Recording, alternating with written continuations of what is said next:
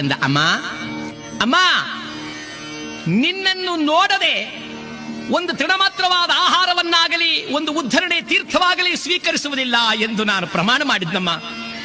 ನಿನ್ನನ್ನು ನೋಡಿದ ಕೂಡಲೇ ಹಸಿವು ಶುರುವಾಗಿದೆಯಮ್ಮ. ಅಮ್ಮ, ಬಹಳ ಹಸಿವಾಗ್ತಾ ಇದೆಯಮ್ಮ. ನೀನು ಅನುಮತಿ ಕೊಟ್ರೆ ನಾನೊಂದು 2 ಮರ ನೋಡ್ಕೊಳ್ತೀನಿ. 2 ಮರ? ಹೌದಮ್ಮ, ನಮಗೊಂದು ಮರದಲ್ಲಿ ಕೂತ ಅಭ್ಯಾಸವೇ ಇಲ್ಲ. ಕೆಳಗೆ ಬಿದ್ದ ಹಣ್ಣಂತೂ ನಾವು ತಿನ್ನೋದೇ ಇಲ್ಲ. ನೀವು ಅಂದ್ರೆ ಎಲ್ಲ ನೋಡ್ಕೊಂಬರ್ತೀನಿ. ಆಗ ಸೀತಾಮ ಅಮ್ಮ ಭವಾನಿ ಲೋಕಾಲ ನೇಲೆ ಓಂಕಾರ ರೂಪಮಮ್ಮ, ತಲ್ಲಿ ನೀ ಮಹಿಮಲ್ಲಿ ಚೂಪವಮ್ಮ.